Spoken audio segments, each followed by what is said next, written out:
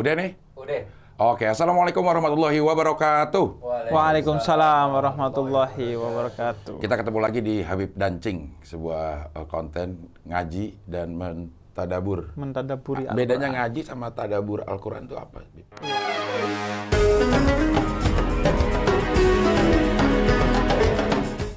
Kan ada penafsiran Al-Quran, Ya. menggali makna-makna Al-Quran. Kalau mentadaburi ini merenungkan Oke. nilai-nilai Al-Quran. Jadi kalau tafsir itu memang sangat teknis kan. Ya. Mengaji itu kalau di Indonesia biasanya hanya membaca aja kan. Menghafal termasuk menghafal. ya. Sebenarnya ya menafsirkan juga, mentadaburi juga. Pokoknya semua aktivitas kita dengan Al-Quran itu ya mengaji. Ya. Gitu. Oke, seperti biasa sudah hadir Habib. Biasa dipanggilnya apa nih? Habib Husain, Habib Ja'far. Sebenarnya namanya sih Husain, Cing. Nah, kalau Habib Ja'far itu nama ayah, Cing. Husain bin Ja'far Al-Haddad. Husain nama, Ja'far itu nama ayah. Kemudian Al-Haddad itu nama marga kehabibannya itu. kalau ada yang bilang Habib Al-Habsyi, berarti nama depannya ada? Ya, namanya siapa, kemudian Al-Habsyi marganya. Habib itu gelarnya. Oke, berarti Habib Husain nggak salah juga dong kita nyebutnya nih? Enggak salah. Nggak salah ya. Kalau Habib Ja'far berarti Ayah bapak. dong, iya. Nggak salah juga Nggak kan, salah ilmunya juga dari sono aja. Iya, benar ya. Iya, kita mentadabur, artinya kalau kita mau mentadaburkan, mengambil nilai-nilai Al-Quran, kita harus bertanya sama yang tahu. Karena kalau enggak, kita bingung cara ngambil apa maksud atau nilai Maksudnya. dari ayat-ayat itu. Iya, karena kan ini mentadabbur ini merenungkan, Iya. merenungkan makna. Nah, Iya. maknanya ini kan harus kita belajar, Iya. bertanya. Fas'alu ahla dzikir in kuntum la ta'lamun, kata Allah. Kalau nggak tahu, tanya ke yang tahu. Nah, ini tayangan ini sebenarnya ini sama-sama nanya. Iya. Jika Abdan nanya ke saya nanya ke kitab-kitab tafsir. Oh, iya.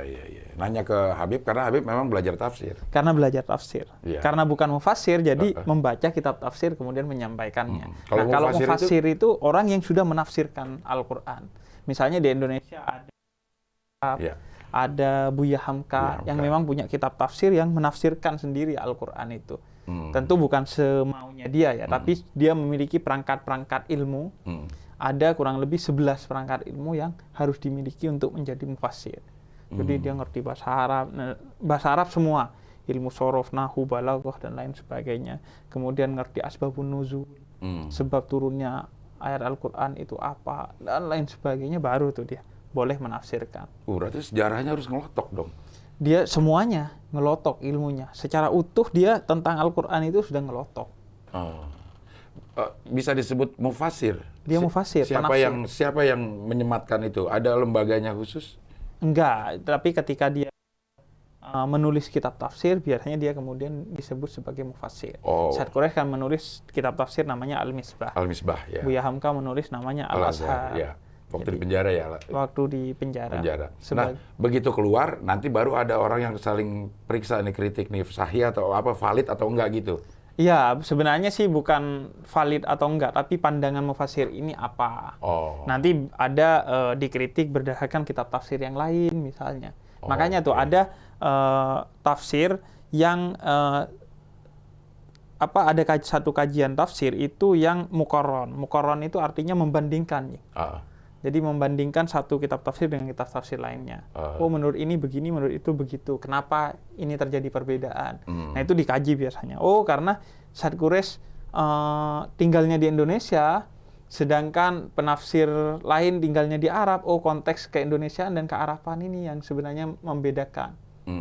Jadi karena Syed Quraisy itu menafsirkan, kemudian dikaitkan dengan konteks keindonesiaan penafsirannya, makanya beda misalnya dengan Said Qutb yang hidupnya di Mesir. Nah, itu sah aja memang. Seperti itu sah-sah saja asalkan memang sudah punya ilmunya sebagai seorang mufassir. Ya. Oke lah, mudah-mudahan Habib Husain juga bisa jadi mufassir. Amin. Iya. Masih 30 juz nih. Iya. Kemarin kita ngomong titiknya ba aja. Iya, katanya panjang itu panjang gitu. Ya. Ini 30 juz nih. Iya. Makanya memang saya percaya orang yang menyelesaikan kitab tafsir itu memang orang yang bukan hanya secara keilmuan matang, tapi memang diberikan kemampuan oleh Allah, dipilih oleh Allah untuk menyampaikan ayat-ayatnya. Gitu. pasti lama ya. Dan justru ketika punya kemampuan dan kemauan, justru jadi mudah. Karena itu janji Allah dalam Al-Quran. Al-Quran itu mudah untuk dihafal, dipahami, dan lain sebagainya. Yang penting punya kemauan yang mendorong kita untuk memiliki kemampuannya. Sehingga akan mudah. Ya. Oke lah, sebelum kita ngomongin mufasir masih jauh banget itu. Kita mentadaburkan aja dulu. Iya. Dan setiap episode kemarin-kemarin juga kita sudah mulai singgung-singgung. Misalnya Asbabun Nuzul kita mulai singgung. Makkiyah, Madaniyah mulai singgung. Jadi nanti kita pisah-pisah di setiap episode, insya Allah ilmu-ilmu tafsirnya juga kita belajar. Iya, oke. Baik, sekarang kita akan mentadaburkan surat ke 113 ini. Kalau di urutan Al-Qur'annya ditaruh di surat 113 persis setelah Al-Ikhlas, yaitu Al-Falaq. Al-Falaq ini juga surat Makkiyah. Makkiyah itu kalau belum tahu, silakan lihat di video sebelumnya sudah dijelaskan. Dan ini ada 1, 2, 3, 4, 5 ayat. 5 ayat. Iya, sebelum kita masuk ke ayatnya, kita bahas dulu Al-Falaq. Surat Al-Falaq. Al-Falaq itu artinya? Bib? Iya, surat Al-Falaq. Al-Falaq itu sendiri artinya falak itu yang terbelah. Yang terbelah. Yang terbelah. Misalnya biji-bijian itu terbelah kan. Ketika biji itu kan ada 2. Kemudian ketika terbelah itu disebut juga Al-Falaq. Sebagian mufasir menafsirkannya sebagai subuh. Karena subuh itu kan membelah malam. Iya, betul. Membelah malam. Jadi, makanya ada yang bilang kalau udah kelihatan garis putih, yang sini gelap, yang sininya terang, itu terbelah seperti itu maksudnya. Itu maksudnya Al-Falaq. Gitu. Akhirnya kalau di terjemahan banyak diterjemahkan sebagai waktu subuh. Waktu subuh. Tapi sebagian misalnya Saad Quraisy itu menulisnya sebagai segala yang terbelah. Al-Falaq gitu. Ya. Oke, kita mulai di ayat yang pertama. Qul a'udzu birabbil falaq. Nah, jadi sebelum itu, Cing, pertama ini sebagian besar ulama memang bilangnya surat Makkiyah, Cing. Tapi sebagian kecil juga bilangnya surat Madaniyah. Oh. Turunnya di Madinah katanya, bukan di Mekah. Karena? Tapi secara umum Makkiyah. Karena menurut sebagian mufasir itu terkait dengan nabi yang disihir oleh seorang Yahudi yang itu terjadi di Madinah. Jadi sebagian kecil bilangnya Madinah. Ini sekaligus kemarin yang kita belajar, Jing, bahwa Makkiyah Madaniyah itu yang menggolongkan mufasir berdasarkan asbabun nuzul. Jadi memang dalam beberapa hal bisa jadi terjadi perbedaan pendapat. Dan itu nggak masalah, nggak mengurangi esensi Al-Qur'annya. Iya, nggak mengurangi. Yang bermasalah kalau bilang ini Makki, ini Madani, terus ditanya kenapa ini Makkiyah, kenapa ini Madaniyah, dia pelongo-pelongo. Nah, gitu. iya. Biasanya ngadep ke atas. Iya. Nah, apa ya gitu. Nah, itu bermasalah. Kalau bisa bilang sebabnya ini dan itu ya oke-oke aja. Oke aja ya. Iya. Oke. Nah, jadi ini surat Makkiyah lah ya secara umum. Sebagian menyebutnya surat Madaniyah gitu. Nah, sebelumnya kita bicara khasiat dulu, Cing. Oke. Supaya diiming-imingi. Karena di episode yang lalu kita sempat nyinggung manusia itu seneng banget diiming-imingi. Bahkan saya sering dengar ini Mama Dede kasih contoh kalau manusia itu sempat senang diiming-imingi dari awal, dari Nabi Adam. Tergoda iblis karena diiming-imingi. Diiming-imingi, lo kalau makan buah ini, lo akan ini, akan ini. Lo akan mendapatkan pengetahuan diantaranya. Ada yang bilang begitu, Jing. Termasuk keabadian katanya. Keabadian dan lain sebagainya. Nah, iming-iming itu yang bikin dorongan kita menjadi kuat. Nah, ini iming-iming yang positif.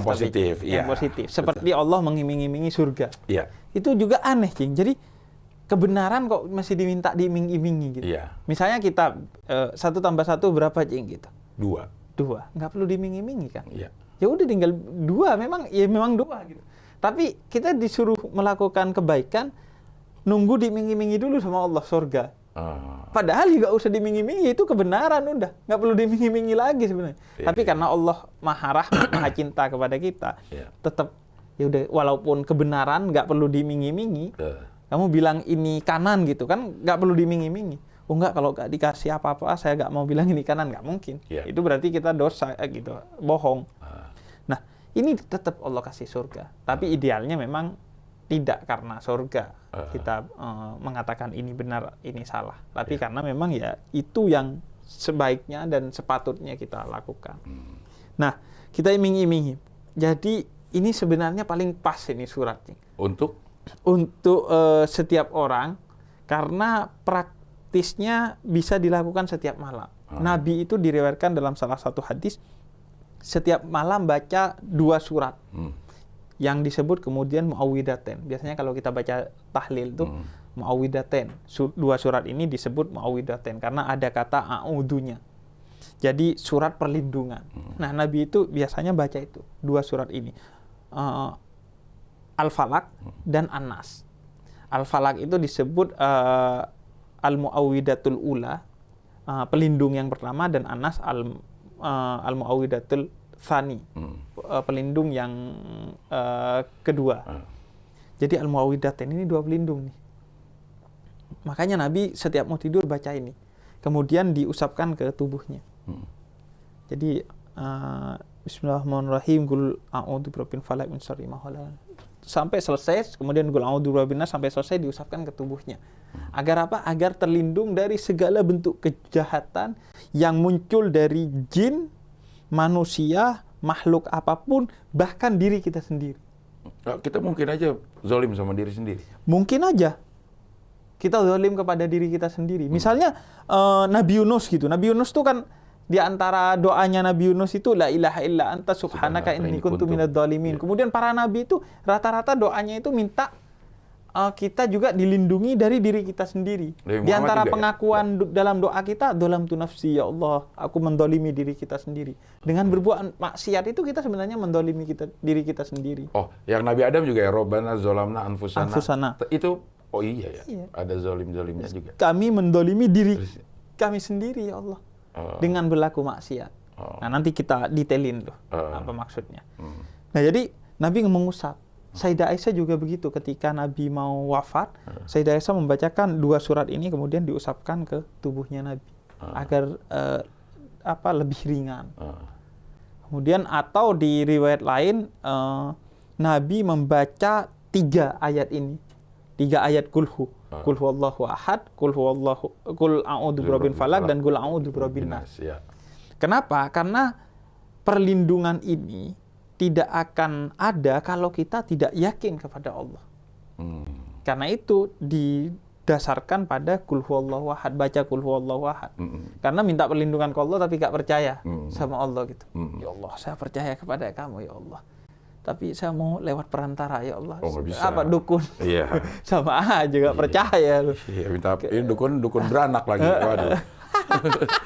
Makanya kemarin kita sudah bahas Qul huwallahu ahad yang syarat dengan akidah. Karena Allah itu salah satu sifatnya kan al-ghayyar. Al-ghayyar itu maha pecemburu. Jadi jangankan nggak dipercaya, diduakan aja nggak mau Allah. Allah itu nggak mau diselingkuhin. Iya, betul. Makanya kalaupun, tapi kemarin kita sempat bahas, ke dokter itu bukannya nyelingkuhin, enggak. Karena dokter itu memang sarana yang bolehkan oleh Allah. Iya. Ujung-ujungnya tetap ke Allah gitu. Iya, oke. Nah, jadi muawwidatain itu khasiatnya itu. Jadi setiap malam baca surat ini untuk melindungi diri kita. Ini pasti buat yang lagi galau segala macam ya. Nah, ya, yang overthinking. Overthinking, benar. Kemudian yang was-was, yang was-was, yang punya rasa takut yang nggak jelas, cemas nggak karuan. Kan orang sekarang gitu. Nggak jelas gitu, hidup di bawah ketakutan. Wah, takut ini, wah, takut itu. Sampai dia bahkan jadi masalah secara mental kan. Nah, ini membaca ayat ini itu adalah solusi dari Islam agar kita dijauhkan. Karena mau minta perlindungan kemana sih? Ke manusia. Manusia bisa mati. Ke psikolog bisa mati. Minta perlindungan ke jimat kadang lupa. Ingat nggak film yang pakai jimat, kemudian mau ditembak sama Belanda, dia nggak mati. Kemudian jimatnya kait ke kawat, nggak ke bawah, ditembak mati. Lupa jimatnya. Jadi ujung-ujungnya jimat, perlindungan paling pelindung itu ya Allah. Karena Allah selalu ada di mana-mana dan nggak kira ketinggalan gitu. Dimanapun ada Allah. Dan bisa kita lakukan kapan aja baca ini ya. Bukan hanya sebelum tidur sebenarnya. Sebenarnya bacananya sebelum tidur. Tapi paling nggak setiap hari mengawali atau menutup hari dengan 2 surat ini. Agar kita terus berada di bawah lindungannya Allah. Iya. 2. Nanti kita akan bahas juga tentang surat An-Nas. Tapi kita masih membahas tentang surat Al-Falaq. Dan ini belum sampai ke ayat pertamanya. Belum sampai ke ayat pertamanya. Iya. Perjalanan kita sering jauh emang ini ya.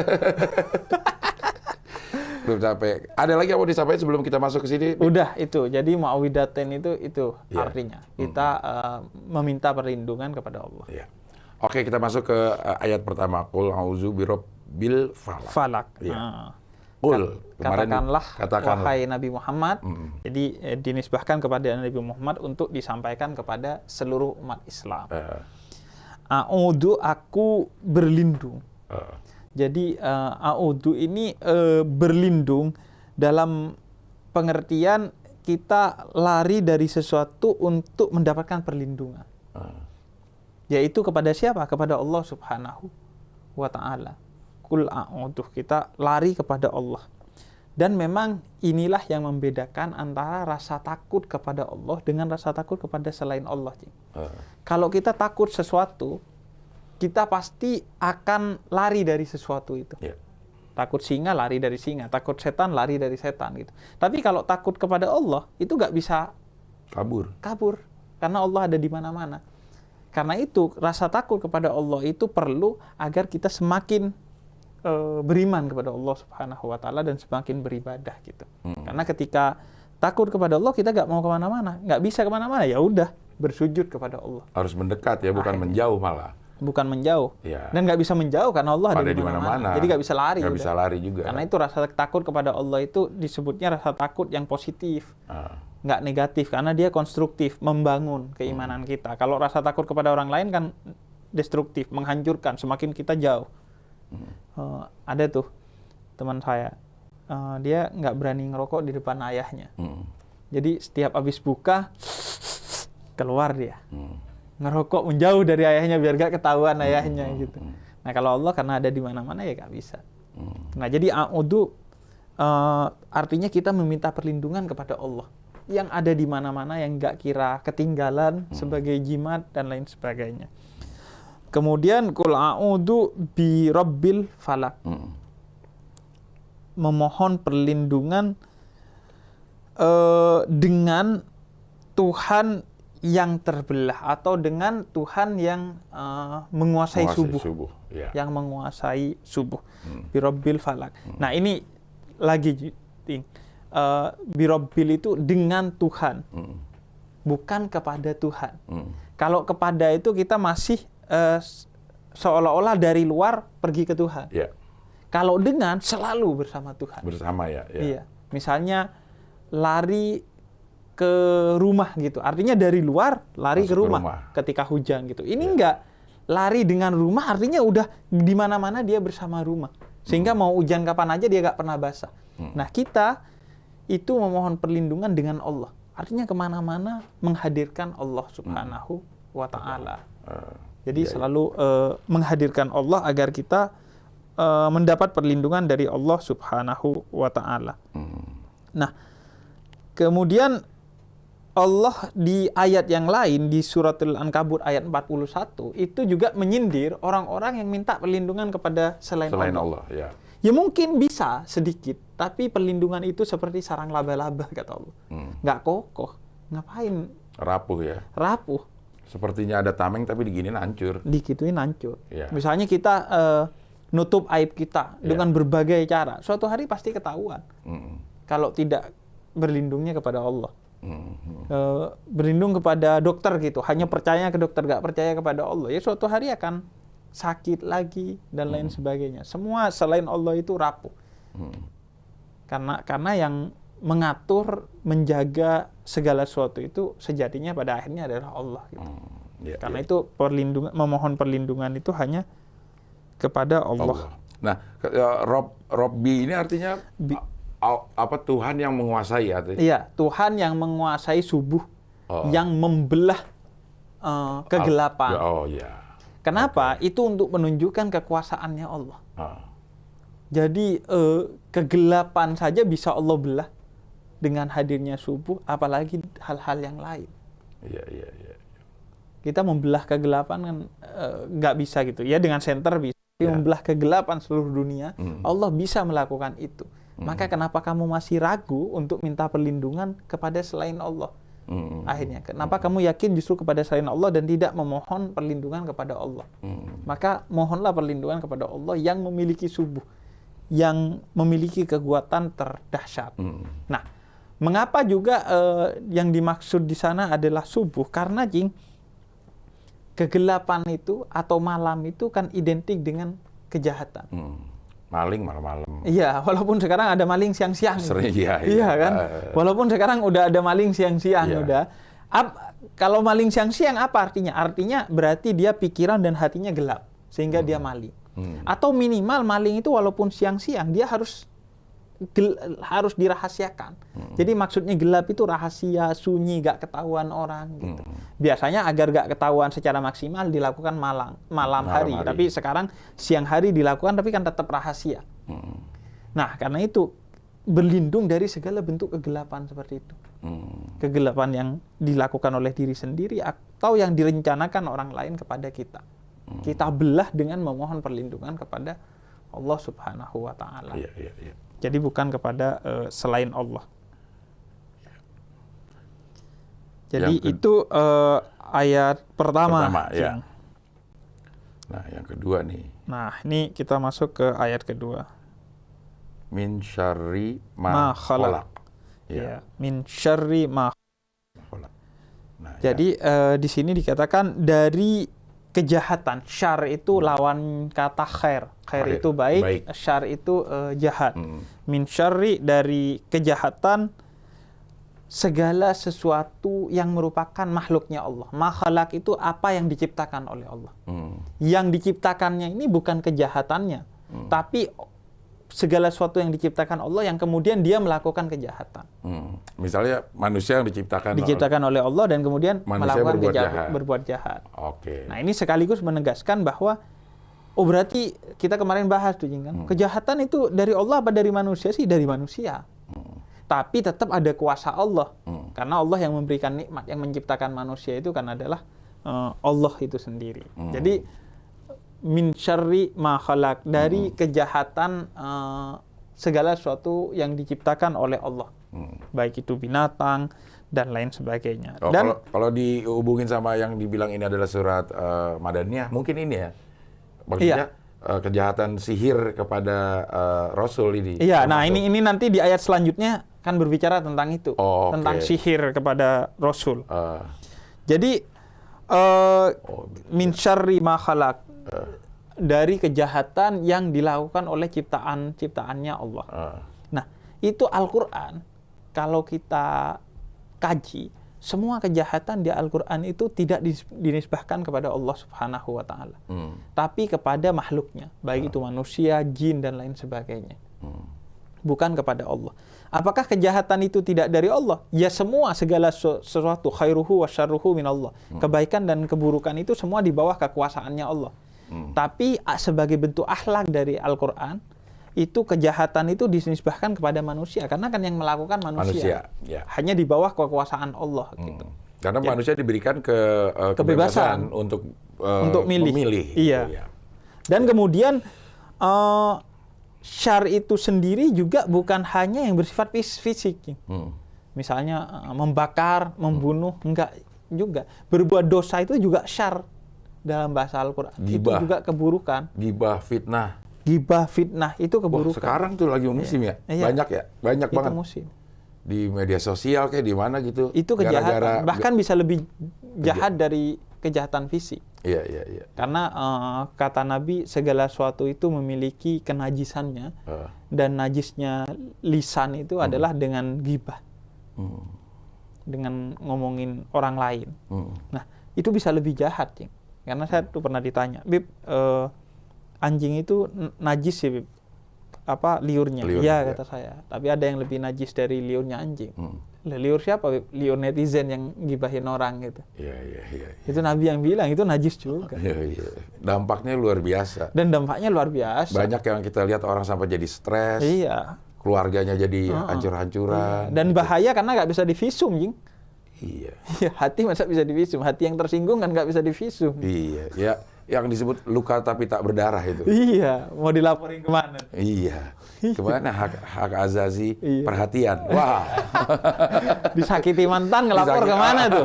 Nggak ada tuh, repot. Ada ya. Jadi kita berlindung tuh, termasuk dari dosa. Orang yang ada kan, Bang Haji Romai Rama, kenapa yang asik-asik itu diharamkan? Nah, yang haram itu pasti yang asik-asik. Gitu. Karena iming-iming itu. Iya. Sebenarnya nggak begitu juga. Jadi sebenarnya orang yang menganggap bahwa yang haram itu yang asik-asik, berarti dia itu hanya memandang hidup ini hanya dunia.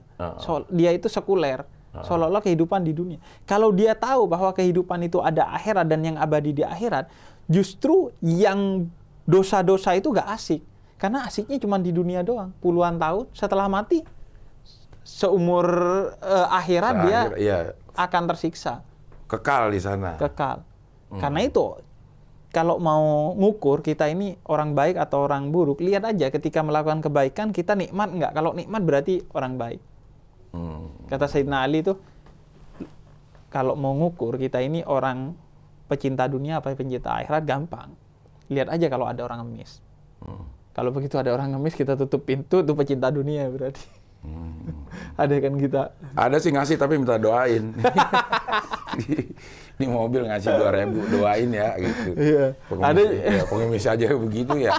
Tapi katanya minta doa ke orang lain juga nggak apa-apa ya? Nggak apa-apa. Siapa tahu pada saat itu doa orang itulah yang diijabah katanya. Iya, siapa tahu. Tapi kalau doanya dia diijabah kan dia udah kaya. Iya benar. Pasti dia doa minta kaya. Kasih 2.000 minta kaya lu kayak gitu. Iya. Nggak mau nipu dia. Tapi akhirnya jangan menyurutkan kita punya duit 2.000, punya duit 3.000. Yang penting ikhlasnya ya, Bib. Yang penting sedekah itu ya. Iya, yang penting adalah kadar keikhlasannya, bukan banyak dan sedikitnya. Dan bedanya duit itu kan pada keberkahannya. Kadang duit sedikit kalau berkah dia bisa banyak manfaatnya. Tapi walaupun banyak kalau nggak berkah, yang tiba-tiba sore perasaan hari ini cuma beli martabak gua. Kok 200.000 kemana ya yang 200.000 ya? Itu duit gak berkah tuh. Iya. Perasaan cuma beli rokok nih, kok udah gak ada 200.000 nih. Nah itu yang saya terapkan sampai sekarang, Bib. Kerja gitu ya, kerja yang penting nyaman, bikin hati tenang. Kalau urusan duit mah nomor 1. Iya. Harga gak masalah, yang penting mahal. Iya, gak apa-apa, berapa aja yang penting banyak. Dan berkah tentunya. Iya, dan berkah. Iya. Nah jadi kita berlindung dari semua kejahatan itu. Ya. Dari manusia, jin, pokoknya apapun. Oke, ya. Manusia, jin, atau manusia yang kayak jin. Kayak jin ya, kayak setan banyak emang ya. Yeah. Kita lanjut ke ayat ketiga berarti, Cin, ya. Wa min syarri ghasikin idza waqab. Wa min syarri ghasikin idza waqab, yaitu dari kejahatan kegelapan malam pada saat ia gulita. Waqab itu artinya penuh. Ketika malam sudah penuh, kita memohon perlindungan dari Allah. Karena kenapa? Allah katakan begini, karena malam itu tadi kita bilang malam itu biasanya waktunya maling. Waktunya maling, tapi tidak selalu malam itu kan waktunya maling. Kadang Allah katakan misalnya dalam beberapa ayat Al-Qur'an, malam itu waktu terdekat untuk kita bermunajat kepada Allah. Sepertiga malam. Ya. Pas gulitanya malam itu kita dekat dengan Allah. Maka bangun, tahajud, kemudian berdoa kepada Allah. Jadi di sini disebutkan dari kejahatan malam. Jadi malam yang jahat, yang dimana orang melakukan kejahatan pada malam, kita mohon perlindungan kepada Allah Subhanahu wa Ta'ala. Bukan berarti malam pasti jahat isinya. Iya. Karena ada juga malam yang kita bisa isi dengan kebaikan. Nah, kita di sini Allah spesifik bilang wa min syarri, dari kejahatan yang terjadi pada saat malam yang gulita. Kira-kira pas jam 12 malam kita memohon ampun. Kata Allah. Kata Allah, mintalah ampun. mintalah perlindungan kepadaku atas malam, karena itu kan malam banyak kejahatan yang terjadi di pada malam saat hari. malam hari. Ya kalau tadi yang Dudi bilang, kalau maling juga sekarang memang udah nggak harus malam ya. Iya, nggak harus malam. Jual malam ya, maling bansos saja tuh ke mana-mana sampai ke luar negeri aja masih bisa ya. Iya. Dan sekarang itu sebenarnya itu teknik, King. Karena orang sudah berpikiran maling itu pasti malam. Padahal maling sendal biasanya siang-siang. Pas hari Jumat biasanya. Iya. Terus ini juga karena orang sudah berpikir menutup pintu itu kalau ada cewek sama cowok pacaran nutup pintu pasti maksiat. Akhirnya sekarang pasangan yang maksiat itu nggak ditutup pintunya, biar orang nggak curiga. Wah, nggak, pintunya nggak ditutup ini. Jadi justru itu karena biasanya orang nutup pintu. Nah, kenapa nyuri siang? Karena biasanya nyurinya malam. Jadi pas orang meleng tuh siang, baru dia dicuri. Gitu. Nah, karena itu kita mohon perlindungan kepada Allah. Tadi kan subuh. Dikatakan bahwa yang membelah malam, subuh kita berdoa. Kemudian malam juga kita berdoa. Jadi siang dan malam kita terus minta perlindungan kepada Allah Subhanahu wa Ta'ala. Jadi kejahatan malam, kejahatan siang kita minta perlindungan kepada Allah. Oke. Masuk yang 4, Bib. Oke, kita masuk ke ayat keempat. Wa min syarrin naffatsatil uqad. Yaitu dari kejahatan nafatsat ini menurut para mufassir tiupan-tiupan tipis gitu. Hembusan. Enggak, tiupan, bukan nafas. Bukan nafas. Tiupan jadi. Tiupan yang nggak sampai keluar ludah gitu. Kalau keluar ludah bukan tiupan. Itu apa? Ludah itulah namanya. Ludah. Gitu.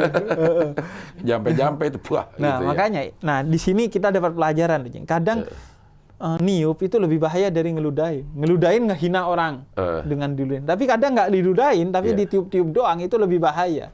Yaitu apa? Sihir katanya. Menurut sebagian mufassir itulah sihir. Jadi biasanya kan sihir itu di zaman itu biasanya dengan meniup-niup naffatsatil uqad. Uqad itu artinya ikatan. Biasanya dikaitkan dengan tali. Jadi tali kemudian ditiup-tiup. Tiup-tiup tipis gitu kayak gini. Tiup-tiup. Nggak ditiup juga bisa sebenarnya. Langsung bisa. Ya. Tapi katanya, Jing, minum kopi itu enaknya. Gitunya, Jing. Katanya kalau nggak pakai gitu nggak enak. Coba ya, bedain pakai ya. Kalau nggak pakai itu masih. Kalau nggak ada suaranya, Jing, nggak enak katanya. Ada yang kurang. Kayak ada yang hampa gitu. Aduh. Iya juga ya ternyata.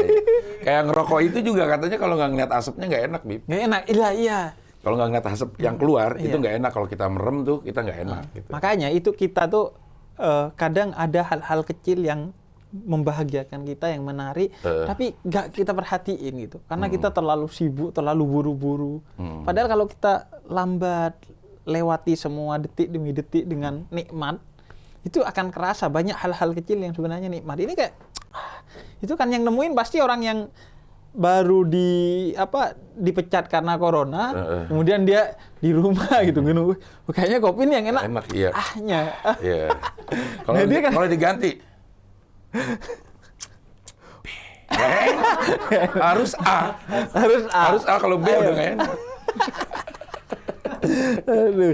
Jadi kopi itu enggak dong, kita lagi jadi bahas kopi ya. Jadi filokopi Sofi.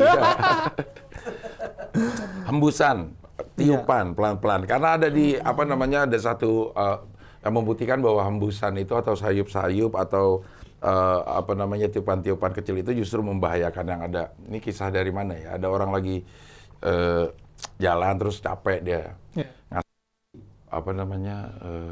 Bawah pohon. Dan bentar kejatuhan buahnya. Jadi kayaknya di atas lebih enak, nggak bakal kejatuhan pohon, jadi bisa tidur kalau kejatuhan buah. Begitu ke atas dia kena hembusan, tidur beneran, jatuh akhirnya plok malah mati. Iya.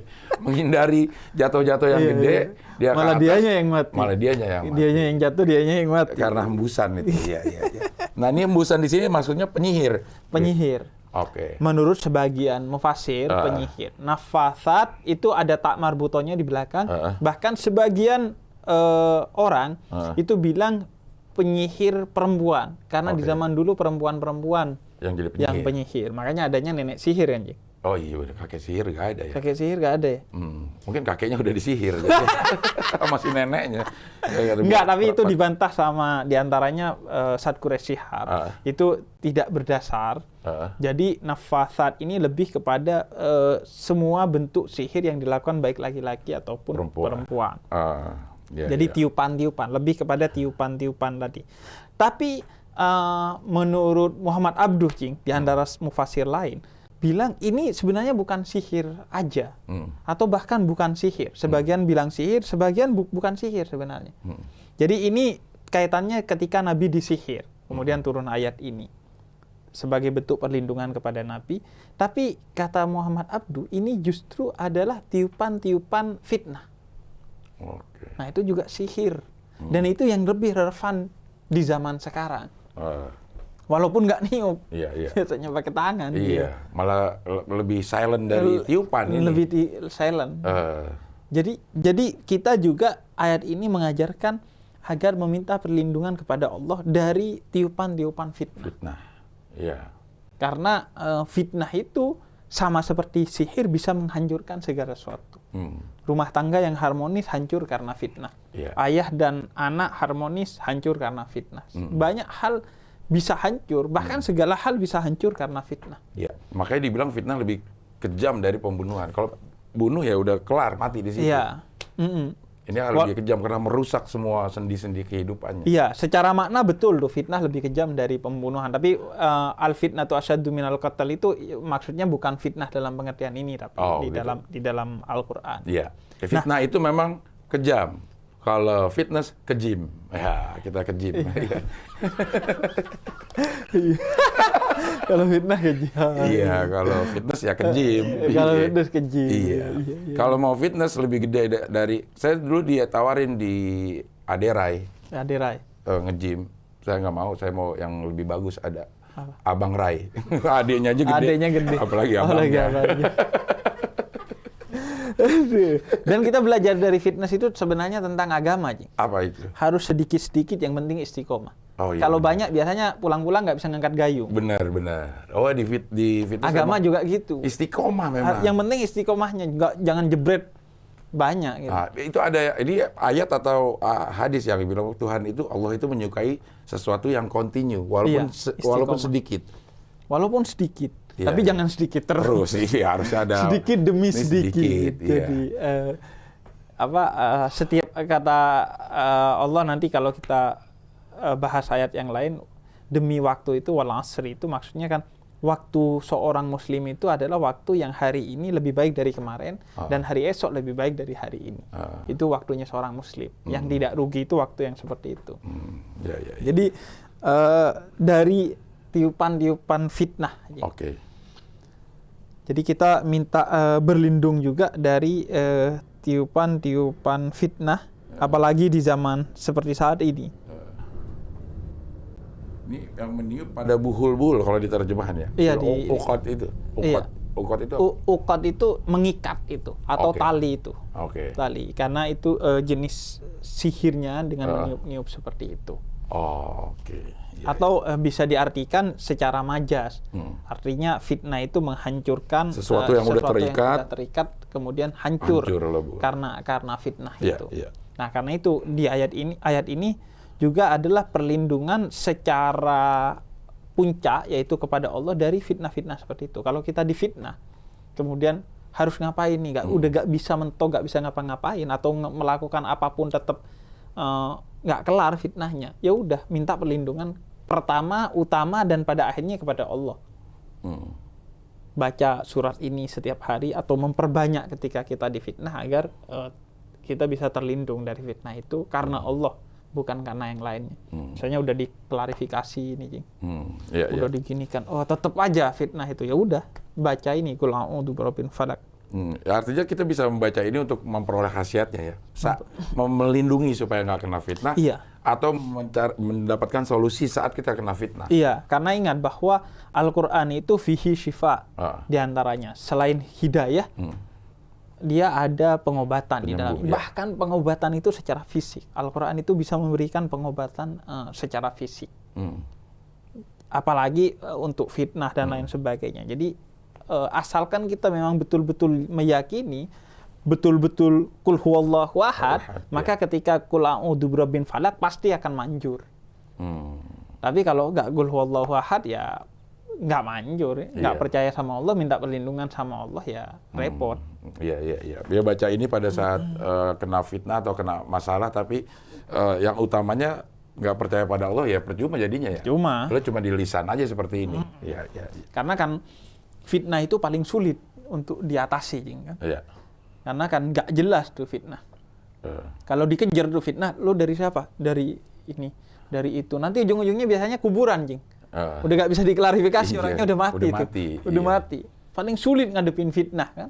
Karena itu dia bisa lebih dahsyat dari sihir, dan minta perlindungannya ujung-ujungnya harus ke Allah memang atas fitnah itu. Iya. Jadi itu yang dibilang Al-Quran itu pada pembahasan kita yang dulu kemarin-kemarin itu relevan memang. Relevan di segala tempat, di setiap waktu. Iya, di era medsos sihirnya adalah fitnah. Di era nanti ya terus penafsiran itu kan berkembang. Karena Al-Quran kan punya makna yang luas, yang terus bisa digali. Iya.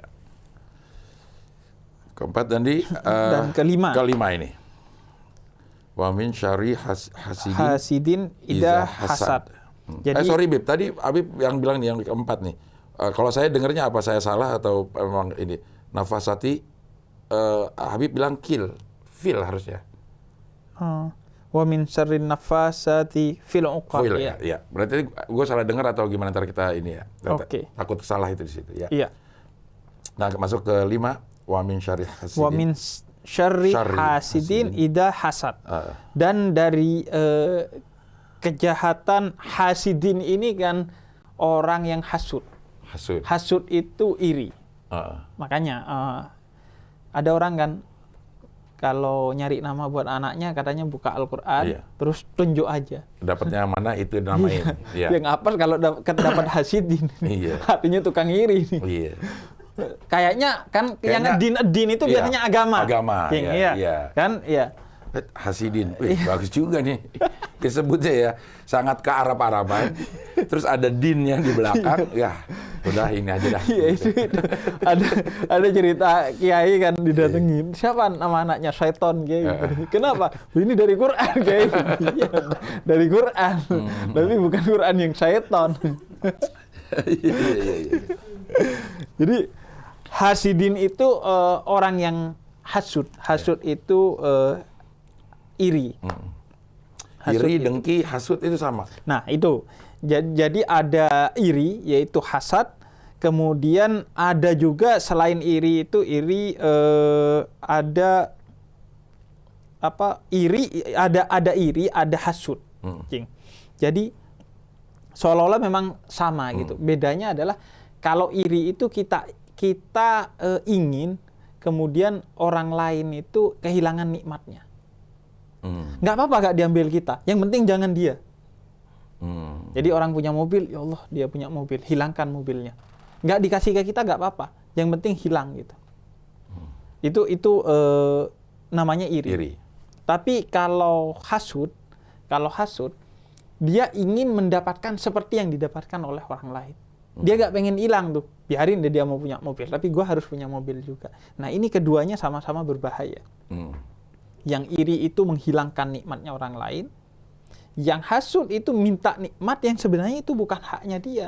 Berarti dia gak percaya pada keadilannya Allah. Dia dikasih mobil ya karena dia kerja. Lu gak dikasih mobil ya karena lu gak kerja gitu.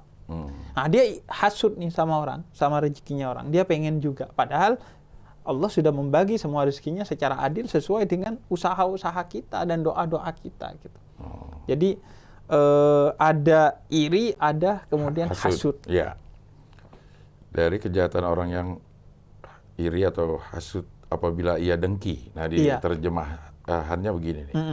Jadi wa min syarrin, dari kejahatan orang-orang yang iri ketika dia iri. Oke. Nah, kalau orang-orang iri tapi dia gak iri, biarin deh. Ya. Atau ketika ia iri cuman di hati dan pikirannya saja, nggak sampai membuat sesuatu yang jahat, ya biarin. Karena menurut sebagian ulama itu menyebutkan bahwa rasa iri itu bisa menghabisi diri sendiri, bahkan secara fisik. Benar. Orang iri itu, orang hasud itu pasti hidupnya nggak nyaman, minimal. Secara mental selalu bingung, bahkan bisa menghabisi fisik. Bahkan. Pernah saya tuh, Bib, kayak gitu, Bib. Iya. Di satu masa iri, cemburu dengan keberhasilan orang, tapi kita nggak ngapa-ngapain, itu emang bikin pusing Iya, gitu. bahkan secara fisik jadi pusing. Tapi kan ada iri yang bikin motivasi, itu gimana tuh, Bib? Nah, ada iri atau hasud yang diperbolehkan memang oleh Nabi. Ada dua yang diperbolehkan. Yang pertama adalah iri kepada harta yang disedekahkan. Jadi iri itu sebenarnya bukan pada hartanya, tapi pada sedekahnya. Jadi dia ingin bisa bersedekah seperti itu. Jadi bukan ingin kayanya utamanya, tapi ingin sedekahnya. Yang kedua kata Nabi, iri kepada ilmu yang bermanfaat. Nah, manfaatnya yang penting, bukan ilmunya. Jadi iri untuk bisa bermanfaat kepada orang lain dengan ilmu. Karena ilmu saja setan juga, iblis juga berilmu. Ilmu bisa menyengsarakan orang gitu. Jadi kemanfaatannya. Jadi iri kalau dalam konteks secara umum, dalam konteks untuk kita bisa melakukan kebaikan kepada orang lain, maka itu nggak apa-apa. Diperbolehkan hasud itu. Ya. Iya. Bisa jadi motivasi. Tapi hasud ya, Cing, bukan iri yang diperbolehkan. Kalau iri kan berarti kita dia mau dihilangkan. Mau diambil nikmat orang. Mau diambil nikmat orang atau mau dihilangkan, sama-sama nggak dapat. Kalau hasud kan kita minta seperti dia. Nah, minta seperti dia ini boleh, asalkan itu adalah kebaikan atau kemanfaatan bagi orang lain. Kadang sih kita iri sama orang sama kayaknya doang. Bukan sama amal sedekahnya dia. Nah, itu hasud ya. Artinya hasud kepada, kita pengen punya harta sebanyak dia, tapi nggak niru sedekahnya dia, itu yang nggak boleh. Itu yang nggak boleh. Ya, yang boleh adalah hasud terhadap kegiatan sedekahnya, bukan miliknya ini. Bukan hartanya. Begitu juga ilmu pada manfaatnya, bukan pada ilmunya. Ya. Nah, dan memang ada 3 kejahatan kata Nabi dalam salah satu riwayatnya yang memang betul-betul berbahaya. Yang pertama itu adalah kesombongan. Yang membuat iblis itu hancur lebur itu adalah karena kesombongan. Nggak mau sujud kepada Adam. Karena iblis merasa dirinya lebih mulia. Karena menurut iblis kan dia levelnya level malaikat. Iblis itu kan malaikat sebenarnya, malaikat yang membangkang. Karena itu Allah katakan dalam Al-Qur'an,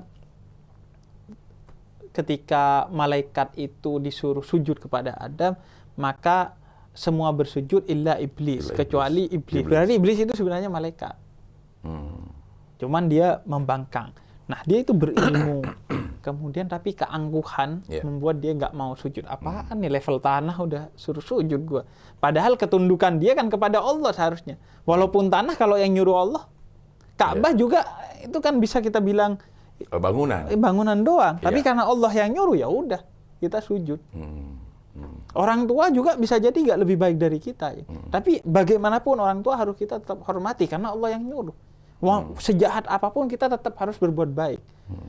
Taat kepada orang tua memang enggak, kalau dalam hal buruk kita enggak perlu taat. Tapi menghormati itu seburuk apapun orang tua harus menghormati karena Allah yang suruh. Jadi bukan karena sujudnya, tapi karena Allah yang nyuruh. Ketaatannya kita kepada Allah bukan karena Adamnya. Jadi keangkuhan itu penyakit yang berbahaya. Kemudian yang kedua kata Nabi, berhati-hatilah kepada sikap iri ini, iri hati.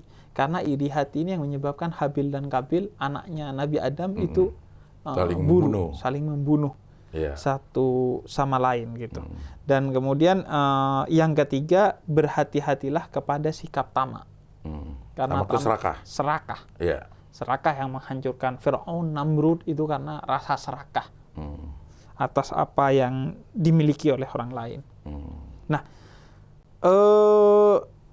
kita belajar juga di sini, Cing, sebabnya iri, hasud itu apa sih? Menurut para ulama, sebabnya dari itu. Yang pertama menurut para ulama itu sebabnya adalah karena keangkuhan kita. Jadi kita merasa, wah kita seharusnya dapat juga yang kayak gitu. Kita lebih nih dari dia. Sering itu kita. Saya juga termasuk yang ngelihat orang, kayak dia cuma begitu doang, harusnya gue bisa dapat lebih deh, karena gue ngerasa gue lebih berpotensi deh dari orang ini. Atau gitu. Lebih senior. Iya, misalnya. Gue nih pelawak lebih senior kok. Yang junior lebih kaya. Kok yang junior lebih muda? Ya iyalah ya. Iya, emang lebih muda ya. Kok dia lebih muda? Itu saya juga sering tuh, Jing. Kalau kita tuh kayak ngelihat orang bikin konten YouTube gitu, misalnya tentang dakwah. Gini doang makanya gue bisa. Padahal ketika ngelakuin nggak bisa. Bisa juga, iya. Nah itu sumber iri salah satunya itu yang pertama. Dan itu terus ada ya orang-orang yang bilang tuh SMS susah melihat orang senang atau senang melihat orang susah. Terus ada. Terus ada itu. Dalam diri itu terus ada. Karena itu, Cing, sebenarnya ya menurut sebagian ulama, iri dan hasud itu kalau masih ada di hati itu bisa ditoleransi. Asalkan dilawan. Yang nggak boleh itu kalau sudah keluar. Iri kemudian melakukan hal-hal untuk menutup pintu rezekinya dia, nikmatnya dia mau diapa-apakan sehingga hilang.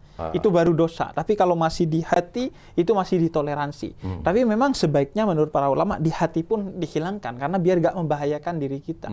Karena iri itu kan menghancurkan hati kita. Tapi kalau di hati itu sebenarnya masih bisa ditolerir. Yang penting kita harus terus melawan. Begitu muncul, lawan. Muncul, lawan. Muncul, lawan. Begitu. Baca ini. Di antaranya dengan membaca ini. Surat Al-Falaq ini. Surat Al-Falaq. Iya, karena memang iri, dengki, atau apapun istilahnya itu begitu udah masuk ke diri kita itu, bikin kita jadi stres sendiri. Orang juga nggak kenal kita juga nggak kenal dia, misal gitu. Terus ngeliat ada sesuatu kayaknya dia enak banget gitu, bikin kita jadi ngerasa insecure terus. Iya, dan serba salah akhirnya. Kayak medsos ini positif kan seharusnya. Tapi kalau orang iri, dia akan menganggap medsos ini negatif, karena semakin lihat nikmatnya orang, semakin susah hidupnya dia.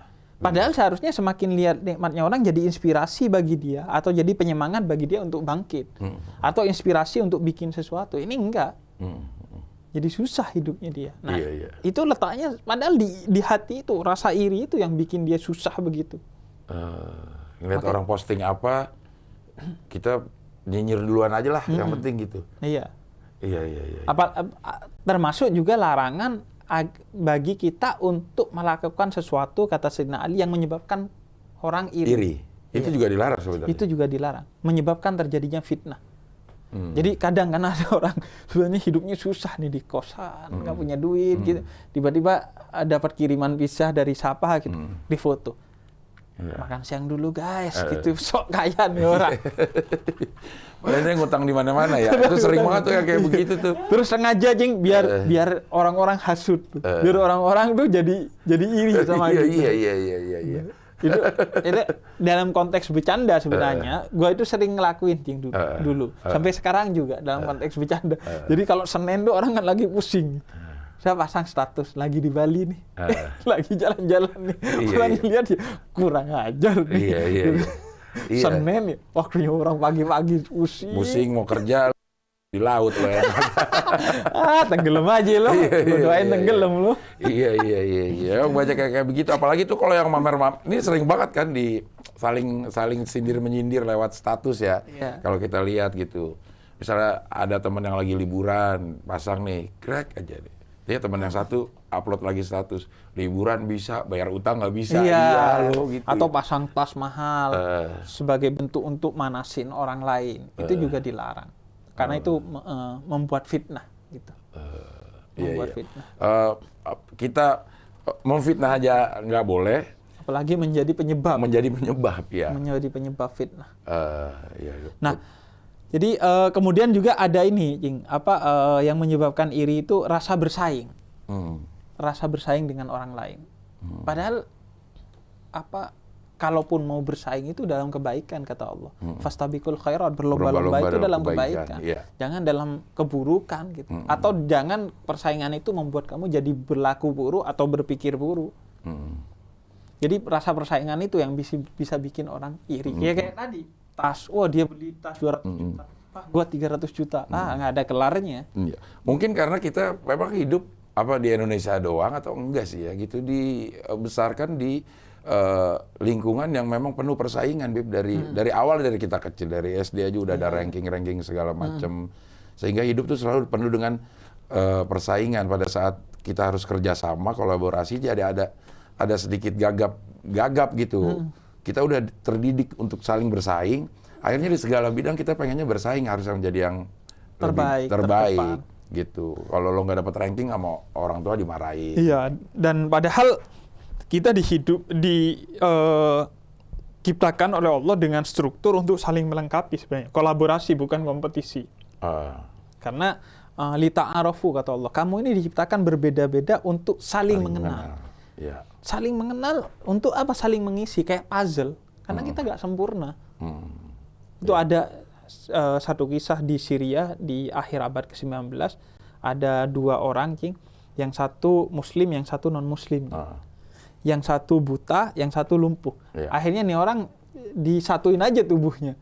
Yang satu gendong yang lumpuh, yang lumpuh ngasih mata bagi yang jalan itu.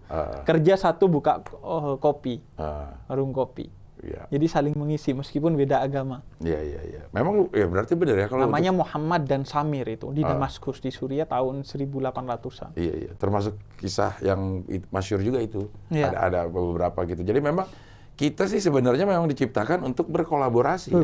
Kalaupun ada kompetisi dalam kebaikan. Iya, kayak kita ini kan kolaborasi. Saya punya ilmu Qur'annya, Cing Abdel punya ilmu nanya doang. Nggak punya ilmu komedi gitu. Kalau saya ngomong sendiri, orang mengernyitkan dahi. Aduh, apaan nih? Tapi kalau Cing Abdel sendiri juga ngakak-ngakak doang. Iya, ngakak masuk neraka. Iya, benar. Iya kan? Ketawa itu kalau ngetawain aibnya orang lain itu masuk neraka. Benar. Ini kan enak, ketawa tapi sambil Quran gitu. Hidup kita bahagia, di akhirat selamat. Aduh, itu banget ideal tuh. Ideal. Iya. Kemudian cinta dunia, Cing, juga, Cing. Cinta dunia itu bikin iri. Iya. Ya, tapi ini hampir semua yang omongin Habib ini pernah saya, walaupun mudah-mudahan udah lewat ya. Pernah saya lakukan dan pernah dirasakan, dan memang menyiksa diri sendiri gitu. Terus hubungan kita sama orang juga jadi nggak enak gitu, dengan aura negatif yang ada karena iri, karena pengen lebih baik sama orang gitu, pengen lebih baik, derajat lebih tinggi gitu, nah itu memang menghancurkan gitu. Dan yang terakhir, ini yang paling bahaya. Kalau yang lain itu kan cinta dunia dan lain sebagainya, itu problemnya dari luar ya. Karena dunia kita terpukau, karena persaingan pada orang lain kita terpukau. Yang bahaya menurut ulama itu kalau iri atau hasud itu muncul karena watak kita. Waduh. Nah itu yang pengobatannya harus dahsyat, harus dengan melawan nafsu dalam diri sendiri, memperbaiki watak kita, dan banyak membaca surat Al-Falaq agar kita terjauh dari watak yang iri. Ada yang dia gak butuh sesuatu itu tapi iri, itu watak. Wataknya memang sudah iri, hasud kepada kebaikannya orang lain. Misalnya dia pengusaha, kalau iri sama usahanya orang lain masuk akal. Ini nggak iri sama ilmunya orang lain misalnya. Padahal dia bukan sarjana, bukan ilmuwan. Ngapain iri pada ilmu? Tapi karena wataknya memang sudah begitu. Itu bahaya. Apalagi kalau sudah sampai dicetuskan gitu, menjadi tindakan. Nah, surat ini mengajarkan bagi kita semua keirian itu saya minta dilindungi. Nah, termasuk juga dikisahkan terkait dengan turunnya surat ini, Cing, itu memohon perlindungan dari ain. Mata. penyakit mata. Pandangan.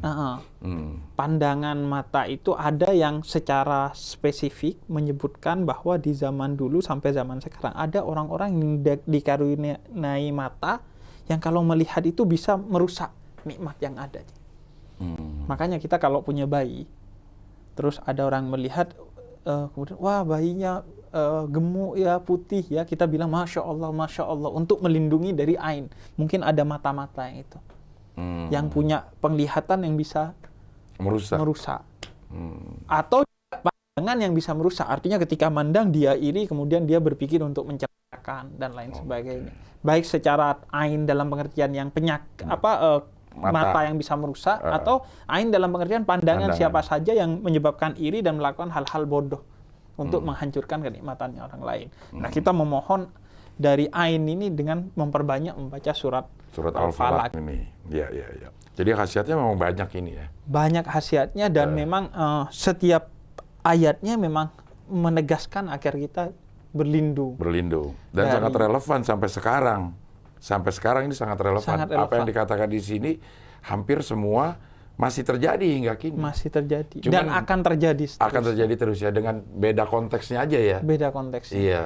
Kalau ain dulu mungkin pandangan langsung, sekarang pandangan matanya nggak punya kekuatan apa-apa sih, tapi begitu punya mandang, iri, kemudian melakukan hal-hal bodoh untuk mencelakakan orang lain. Sihir misalnya, sesuatu yang dilakukan, kejahatan yang dilakukan dari jauh. Sekarang juga bisa. Melakukan kejahatan dari jauh. Iya, melalui bobol ATM, segala macam. Melalui HP dan lain sebagainya. Termasuk melakukan fitnah dari jauh pakai HP udah bisa. Pakai HP. Dan saking dahsyatnya fitnah itu, Nabi pun kan pernah kena fitnah gitu. Kena banyak fitnah. Misalnya Nabi di awal-awal dibilang tukang sihir, Nabi dibilang mandul, Nabi dibilang selingkuh dan lain sebagainya. Kita nggak bisa kontrol omongannya orang lain. Yang bisa kita kontrol adalah diri kita sendiri pada akhirnya. Bagaimana kita menyikapi fitnah itu. Maka karena fitnah itu musuh Allah, dia adalah kegelapan, maka dia nggak punya kekuatan apapun. Sama sekali nggak punya kekuatan. Sehingga dia akan hilang dengan sendirinya, sembari kita nggak usah menanggapi dan banyak membaca surat Al-Falaq ini. Kalau bisa dengan surat An-Nas juga, Muawwidhatain itu. Nah, di kesempatan berikut kita akan An-Nas. Iya, kita akan bahas surat An-Nas agar lengkap gitu, sehingga kita udah aman dari mau jin, sihir. Sihir itu juga ada, Cing. Sampai sekarang pun ada, Cing. Masih ada sampai sekarang? Masih ada. Ulama berbeda pendapat. Kata ulama, ada yang bilang meyakini adanya sihir itu bagian dari keimanan pada hal-hal yang gaib. Tapi Muhammad Abduh bilang bahwa meyakini sihir itu tidak termasuk dari keimanan pada hal-hal yang gaib. Sehingga kalau nggak percaya sihir, nggak ada sihir ya nggak apa-apa. Tetap kita seorang muslim. Tapi sebagian menyebutkan sihir itu ada sampai sekarang. Nah, untuk melindungi ya baca ini setiap malam gitu. Karena ada orang memang kadang yang punya penyakit gitu, sudah diobati, ini dia nggak selesai sakitnya, ya memperbanyak baca surat Al-Falaq dan An-Nas, Muawwidhatain itu. Tapi ada kadang yang belum kemana-mana, belum BPJS udah gitu dulu aja. Wah, disihir nih kayaknya. Apaan? Kayaknya gue ada yang ngirim nih, kata gitu. Ada yang ngirim gue nih. Gue paket kayaknya nih. Kayaknya gue ketempelan nih. Buat yang ketempelan gampang, lo kelet aja tinggal. Iya. Oke, Bib, terima kasih. Ini ada lagi yang mau disampaikan terakhir? Nggak ada, Jing. Gila, ini berapa? 5 ayat? Iya. Lama, panjang. Berapa ini? 1 jam. 1 jam lebih. 5 ayat loh. Aduh. Ngebayangin kalau kita nanti surat Al-Baqarah. Kalau Al-Baqarah kopinya segini. Oke, terima kasih Bib sudah memberikan pencerahan. Mudah-mudahan apa yang kita bicarakan bisa bermanfaat buat kita dan semakin membuat kita termotivasi untuk melakukan hal-hal kebaikan. Iming-iming yang diberikan tentunya iming-iming untuk kita berbuat lebih baik dari apa yang pernah kita lakukan ya. Dan insya Allah di konten depan kita akan membahas surat An-Nas biar lengkap nih kata Habib nih. Qul a'udzu birabbil falaq, Qul a'udzu binas gitu. Dan itu juga apa? Qul a'udzu birabbin falaq, qul a'udzu birabbin nas, itu nama surat juga dari Nabi. Jadi Nabi dulu juga nyebutnya ini surat Qul Hu. Qul Hu. Gitu. Oh, gitu. Ya. Walaupun kemudian nama-nama itu sebelum berakhir. Nama-nama surat itu yang menamakan Nabi atau memang setelah? Ya setelahnya istihad. Ada yang berdasarkan titik tekannya surat ini apa. Ada yang berdasarkan ini dan itu. Semuanya tapi berdasarkan riwayat yang bersandar kepada Nabi. Misalnya kemarin surat Al-Ikhlas itu punya 20 nama. Punya 20 nama. Iya. Qul a'udzu birabbin nas, Anas, termasuk Qul a'udzu birabbil falaq ini Al-Falaq. Al-Falaq. Iya. Tabat yada juga kalau di sini disebut Masad kalau nggak salah ya. Iya, banyak namanya. Banyak namanya ya. Padahal kita biasanya populer kalau anak-anak Al-Lahab. Al-Lahab atau Tabat. Saya dulu waktu kecil bilangnya surat Tabat aja. Iya. Oh, macam-macam jadi namanya. Pokoknya surat yang pendek-pendek kita hafal. Iya, cuman sekarang mudah-mudahan kita tidak sekedar hafal tapi kita mengerti. Iya, seperti Dustin minta dimengerti kan. Minta dimengerti. Dan Dustin. Saya senang sekali konten ini karena kebayang nggak kalau orang nanti kualitas sholatnya nambah tuh karena udah nonton ini dan semakin semakin hadir Allah gitu ketika baca, karena tahu maknanya semakin khusyuk gitu. Iya, amin. Ya. Ya. Oke, baik Bib, kita lagi nanti di surat Anas hari Senin, karena ini akan tayang setiap hari Senin. Mudah-mudahan kita bisa istiqomah, Bib. Nggak perlu setiap hari, sedikit-sedikit aja seminggu sekali, tapi istiqomah. Karena itu yang disukai oleh Allah. Amin. Padahal ya karena syutingnya aja sekali. Sering mencari pembenaran ya untuk hal-hal yang kita lakukan, terus dicari pembenarannya jadi seakan-akan Allah suruh cari kebenaran, kita cari pembenaran. Kita cari pembenaran. Oke, baik, kita bisa ketemu lagi insya Allah di episode berikutnya. Wassalamualaikum warahmatullahi wabarakatuh. Waalaikumsalam warahmatullahi wabarakatuh.